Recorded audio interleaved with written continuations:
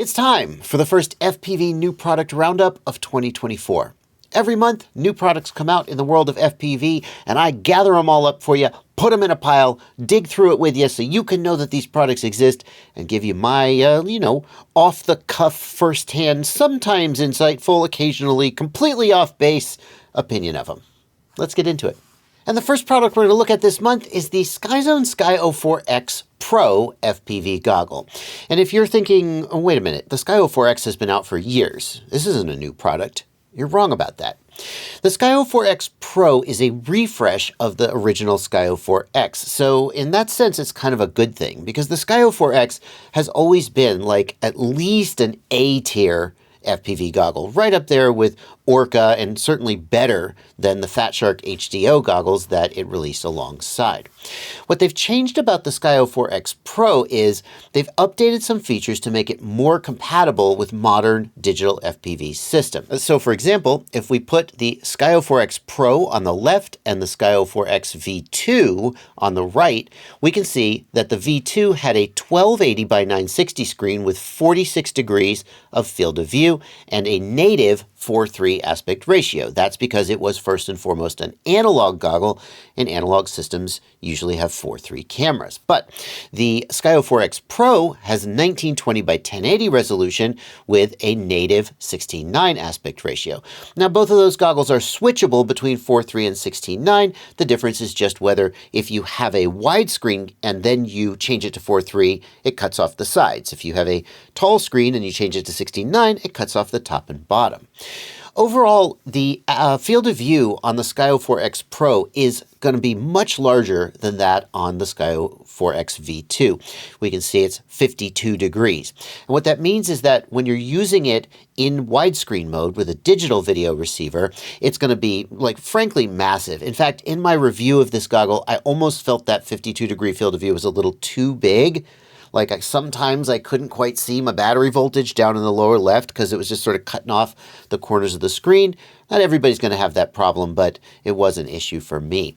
But when I used it in 4:3 mode, those cut-off sides made it just about freaking perfect. So this is really, really tempting as an analog goggle. If you're planning to use this with a digital system, things get a little more complicated.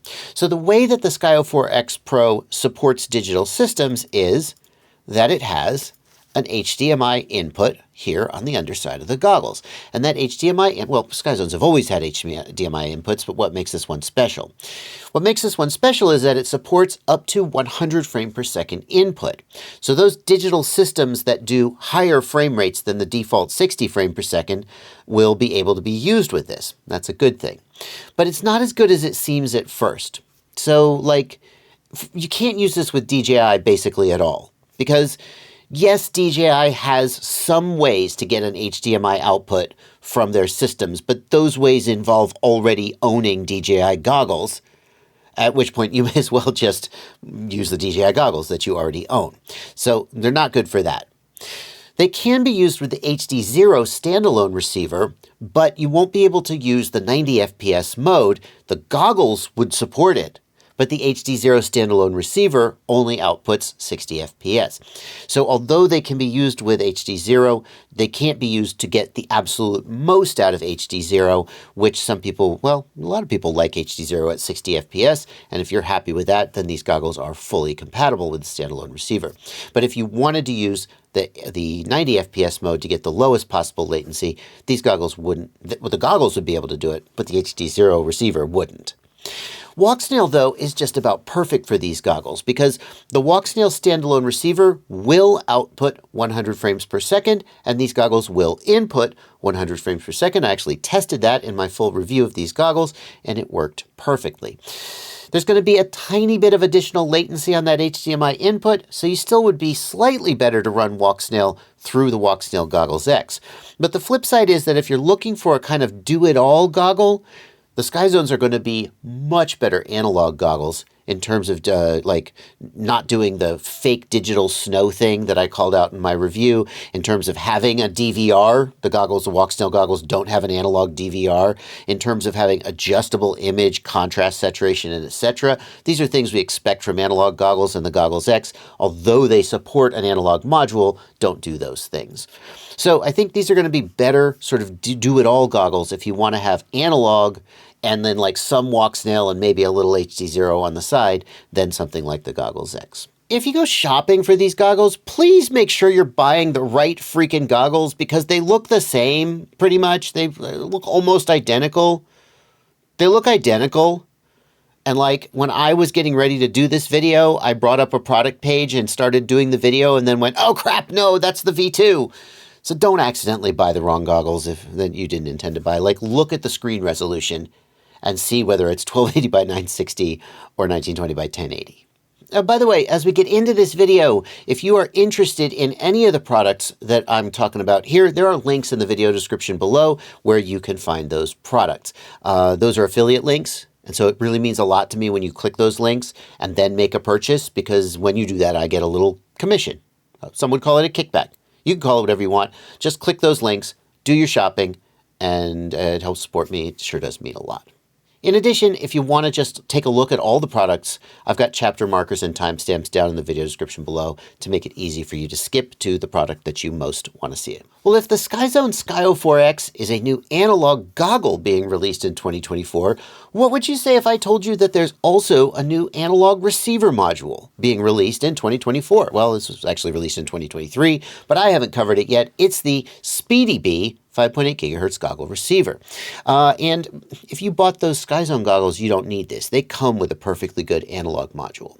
But if you're buying, especially if you're buying used analog goggles on the aftermarket, they may not come with an analog receiver, or they may come with an older, worse performing analog receiver. What makes the Speedybee receiver module so exciting is real-time signal analysis and fusion, ensuring optimal stability and clarity even in harsh signal environments. And in layman's terms, what that means is that there were a couple of technologies that were popularized first by the ImmersionRC Rapid Fire module and then by the TBS Fusion module.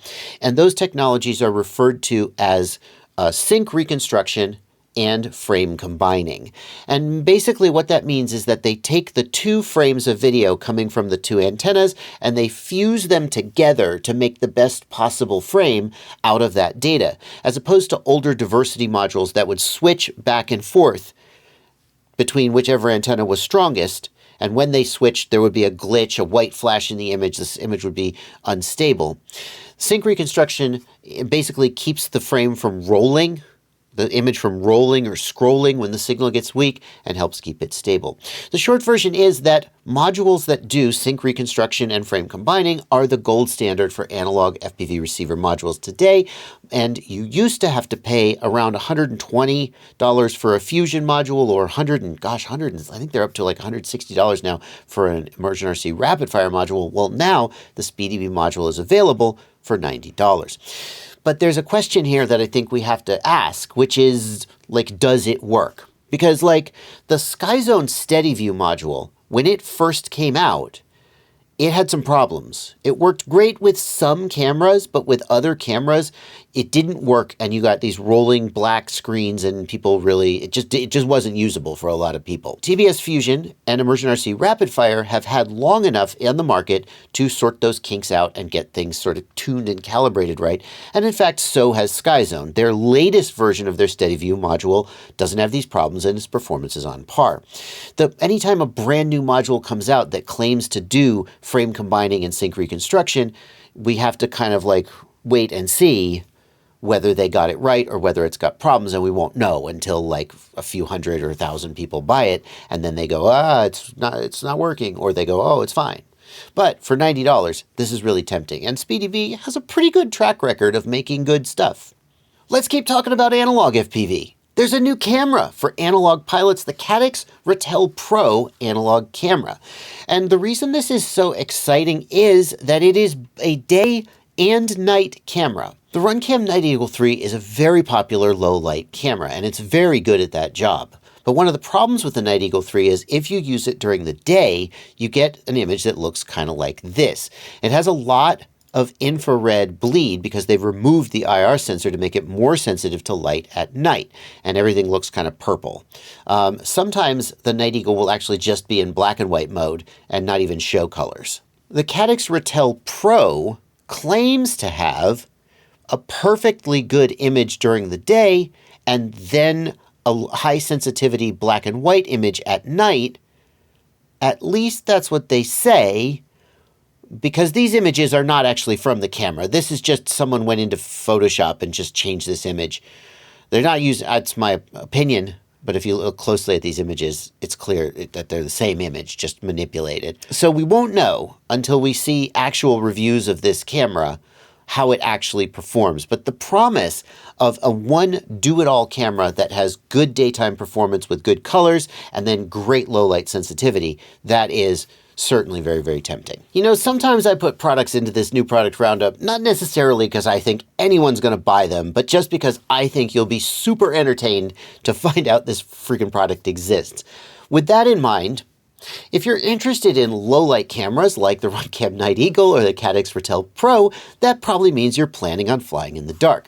And if you're going to fly in the dark, sometimes there won't be enough light for the camera to pick up really anything. These aren't true like night vision cameras.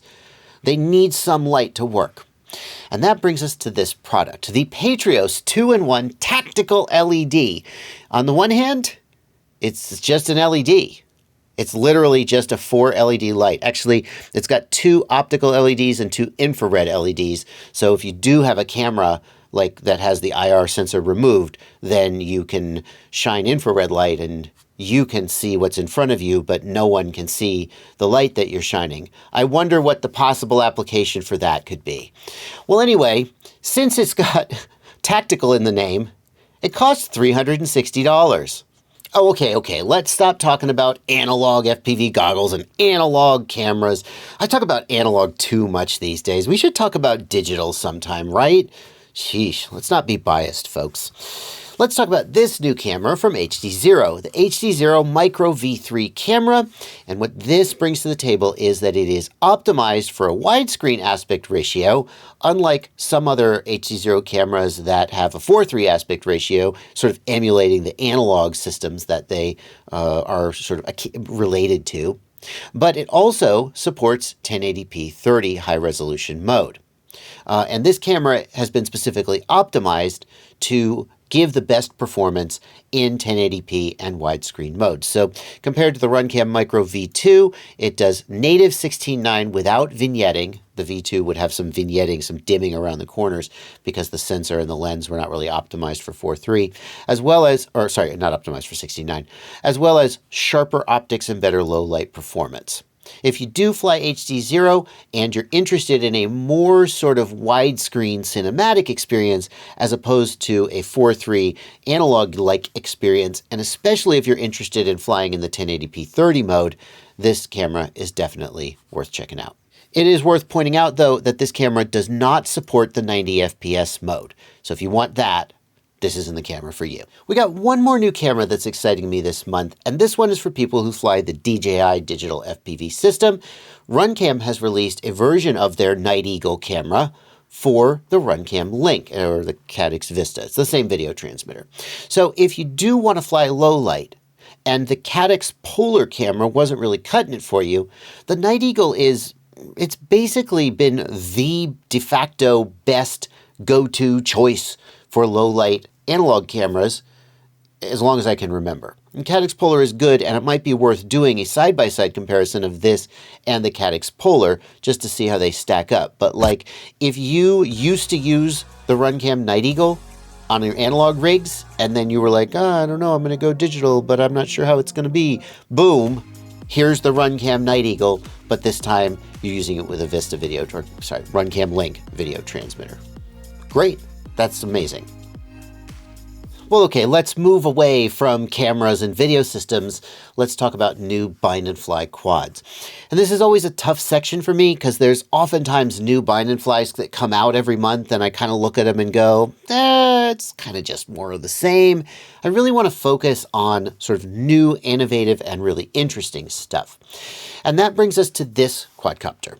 The iFlight HeLION 10-inch long-range bind and fly.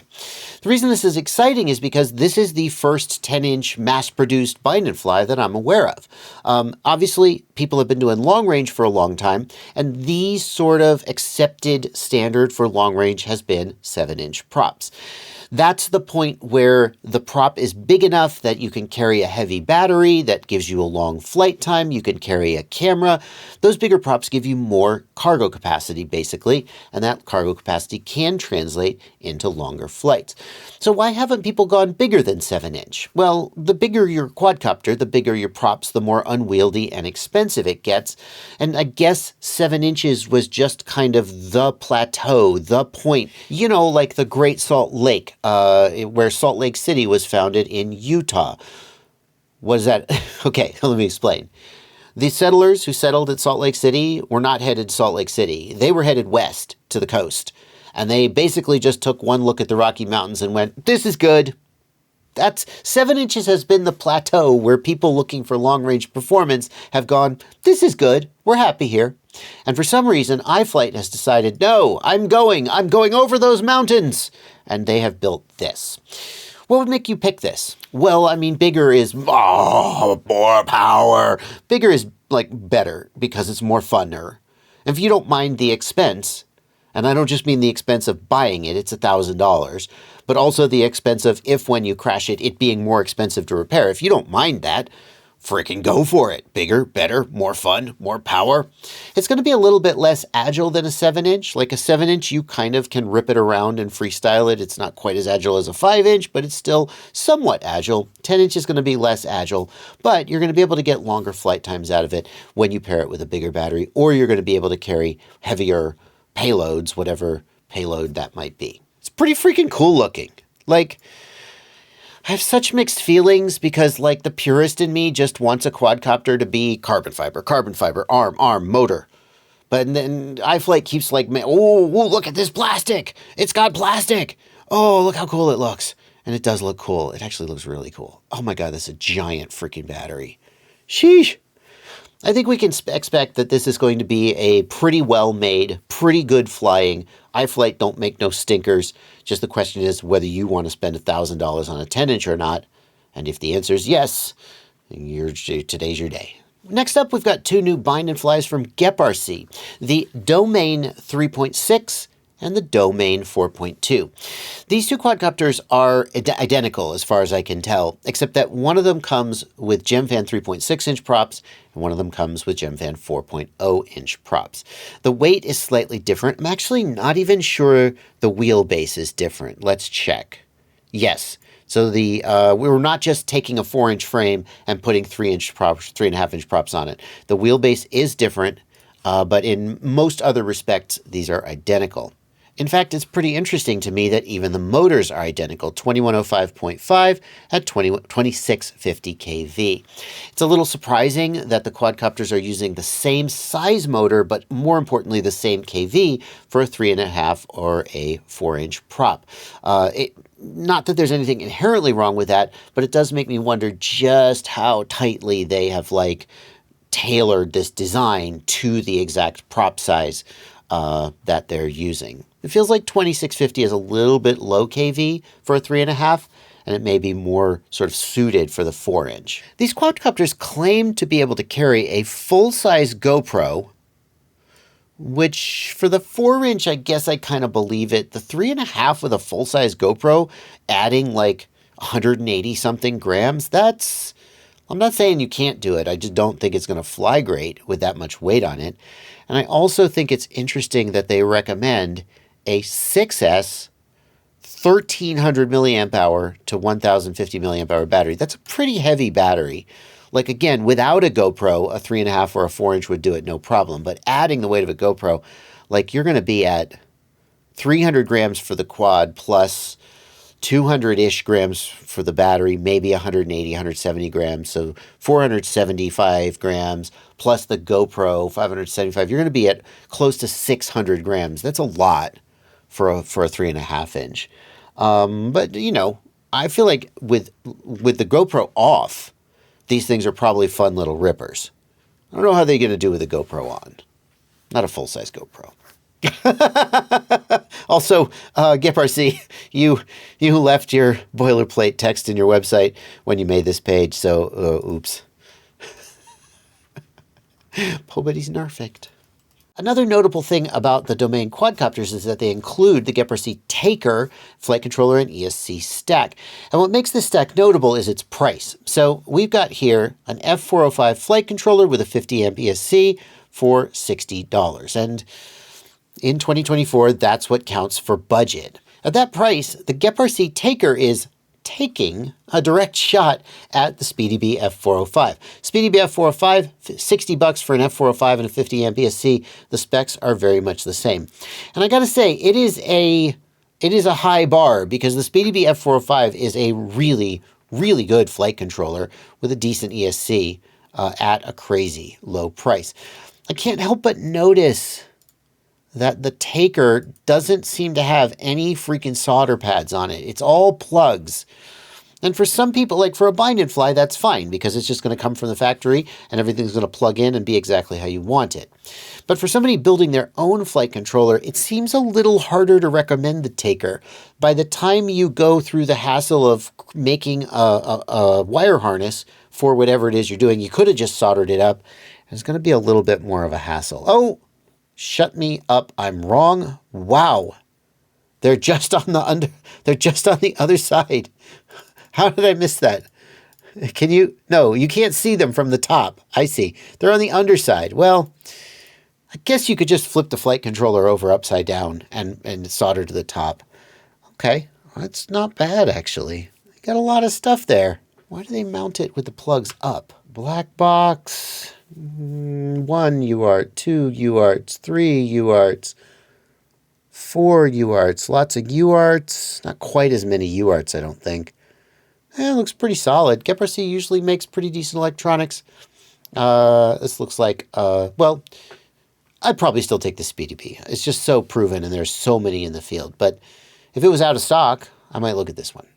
A little while back, somebody put an O3 air unit in a quadcopter so small that I would have bet it was impossible. The Beta FPV Pavo Pico and the Happy Model Mobula 8 delivered a bare bones skeleton frame quadcopter that could carry an O3 air unit. And by the way, they are also available with some other video transmitters or a naked frame kit that you put your own video transmitter in. For example, the Pavo Pico can be ordered with the Walksnail avatar as well.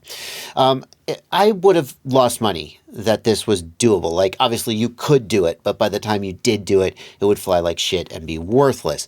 And that wasn't the case. You definitely were some compromises in how these quadcopters flew, but the ability to carry a digital video transmitter that could record 4K, or in the case of Walksnail 1080p on board, was certainly compelling.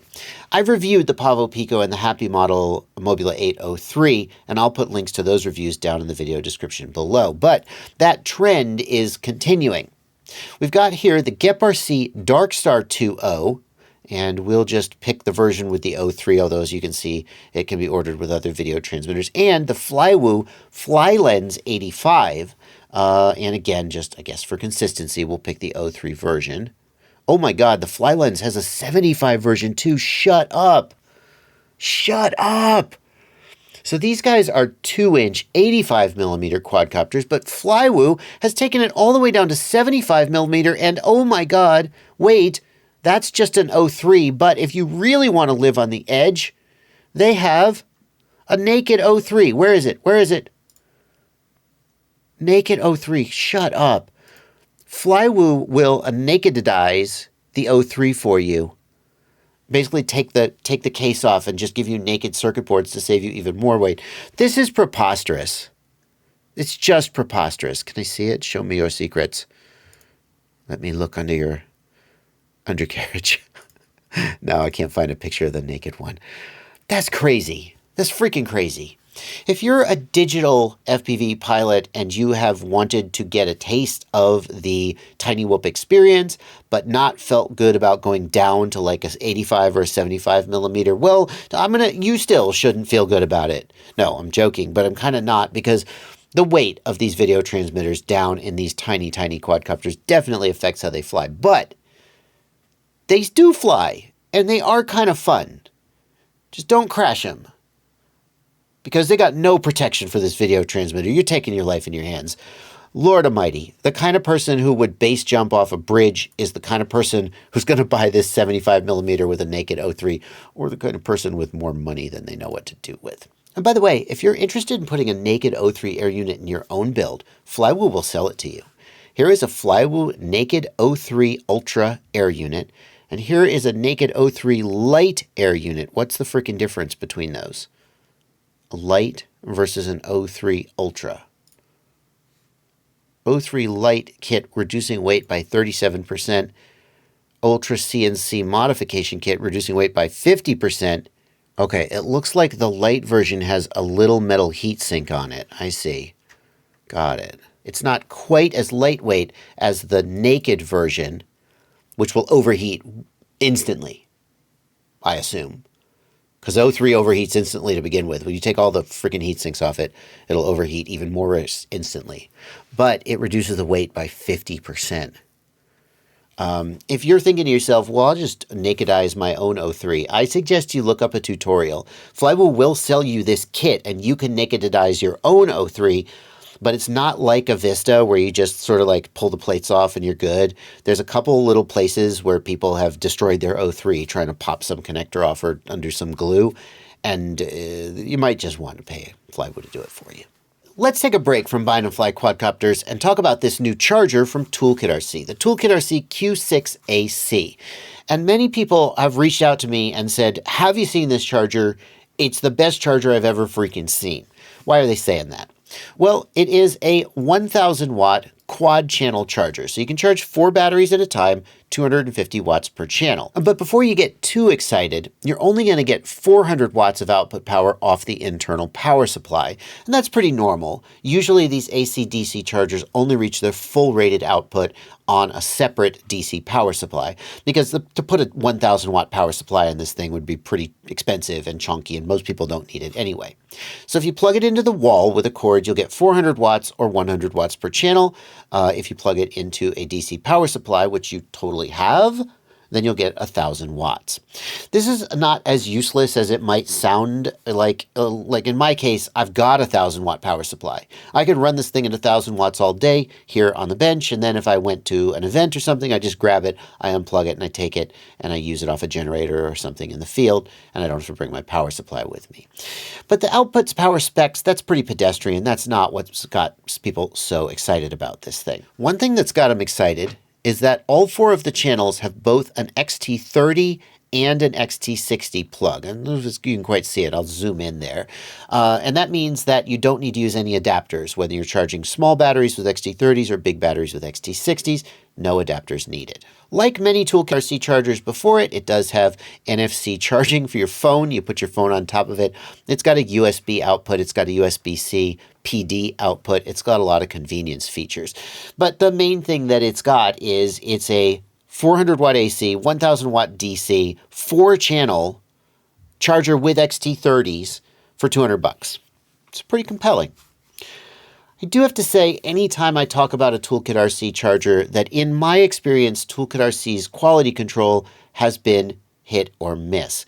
There are some cases, like when I talked to my friend Evan Turner, who runs 533, he has a ToolkitRC 533 co-branded charger that they sell. And he says, I've used them at races all the time. They're amazing. That's the ToolkitRC M6D, I believe. No problem. No problem with them. And many other people say the same thing.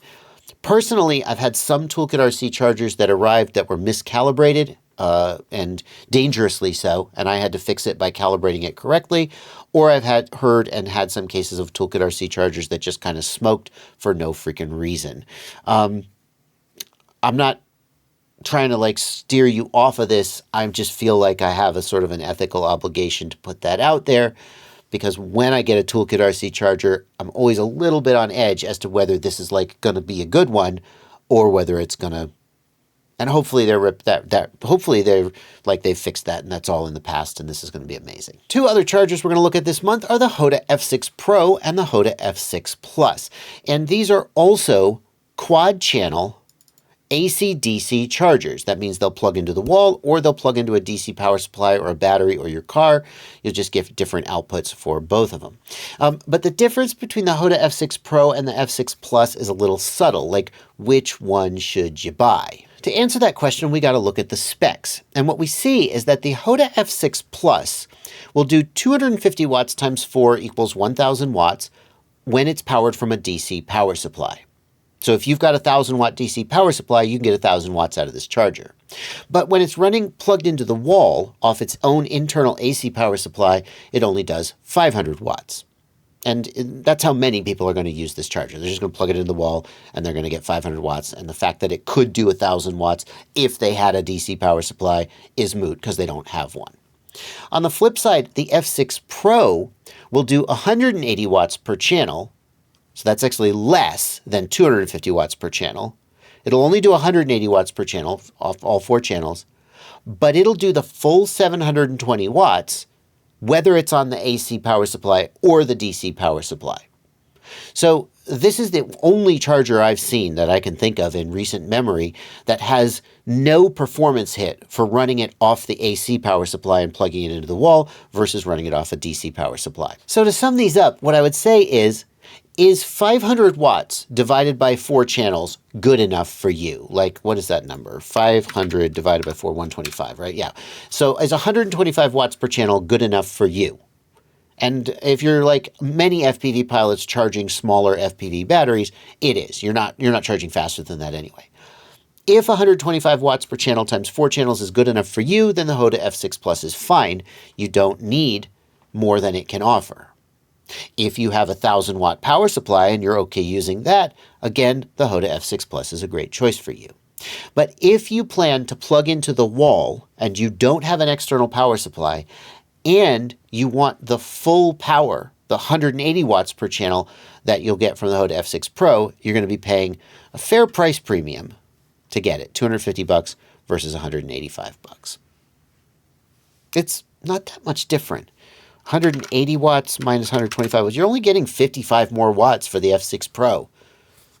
Can the F6 Plus do 500 watts on a single channel?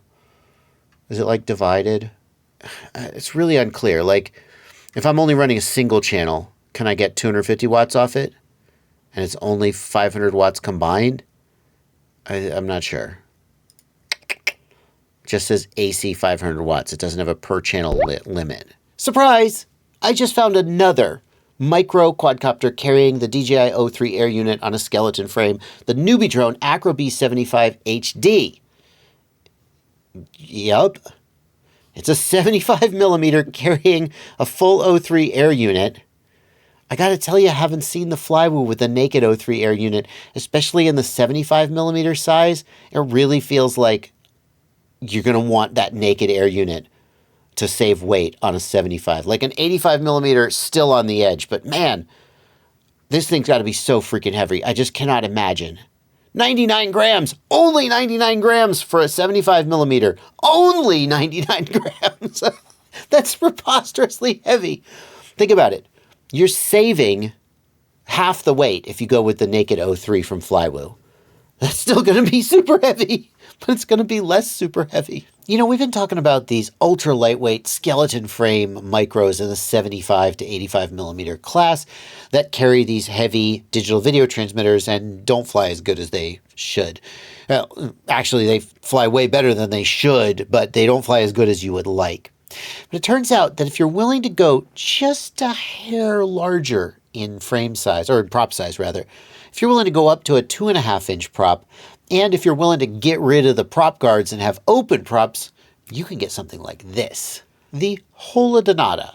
I don't really know where they come up with these names. I think it's the Odonata, which is the original version of this frame, which had an analog video transmitter, and then they added Holo because it's high definition. I don't really know.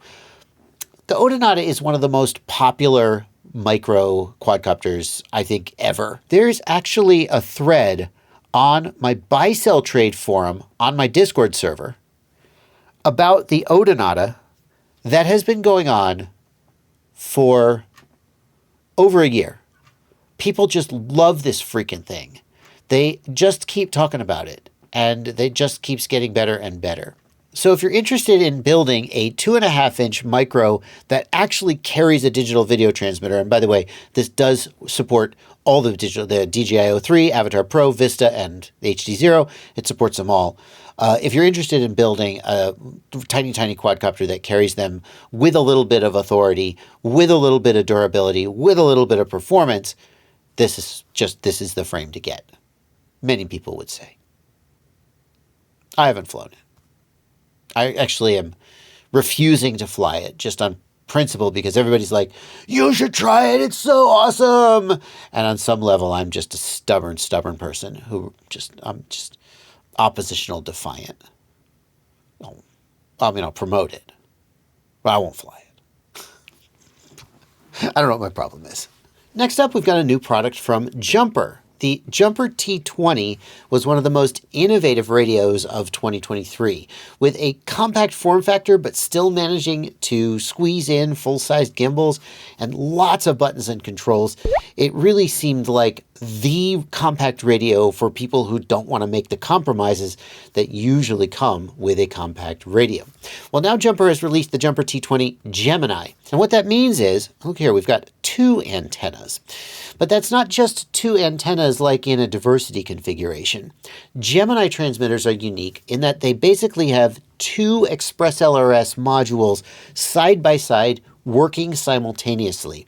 And the short version is that you can achieve much higher and more consistent link quality over longer distances. I've actually got a full review of the first Gemini module to reach commercial production, which was made by Beta FPV. And if you're thinking about whether to get the Jumper T20 Standard Edition or the Gemini Edition, you should go watch that video. It's linked in the video description below. Gemini is going to be really good for people who push distance and regularly see their LQ drop and want to keep it at 100% for longer, or for people like racers who just want the absolute most stable link possible with no dropped packets. Check out the link in the video description for more details. The FlyfishRC Volador V5 is a favorite 5-inch freestyle frame of many people. And what it's known for, clever design, complexity, weight. It's known for being kind of heavy, but that's okay. Some people like heavy frames. If you are not a fan of heavy frames, in fact, if you want to build a sub 250 gram 5-inch, there's a new freestyle frame from FlyfishRC, the Tony 5. And this one's interesting because until recently, the Ummagawd 250, there we go. The Ummagawd 250 was basically the sub 250 gram 5-inch frame to get. It's such a small niche. Like, how many people want to fly sub 250 and insist on flying 5-inch props? Well, if you're one of those people, now you have 2 choices: the Ummagawd 250 or the Tony 5 sub 250. And I'm going to put a link, as always, to a video in the video description, my review of the Ummagawd 250. It's several years old, but it was a real eye-opener because there are some things about the sub 250 5-inch experience that really shocked me when I flew it. There's a link to that video in the video description below, and if that inspires you to build a sub 250 gram 5-inch, the sub 250 frame from FlyfishRC should probably be, well, it's one of 2 choices. So you flip a coin. Just a couple more products before we wrap up, including one product that is only on here because I hate it and I want to tell you not to buy it. But not this one. This is the Emax Aeris full-sized JR Bay compatible TX module for ExpressLRS. And the reason it's on here is because it uses 900 megahertz. Don't accidentally buy the 2.4 gigahertz one if you mean to buy the 900 megahertz one like I did, because they look the same, except the antenna.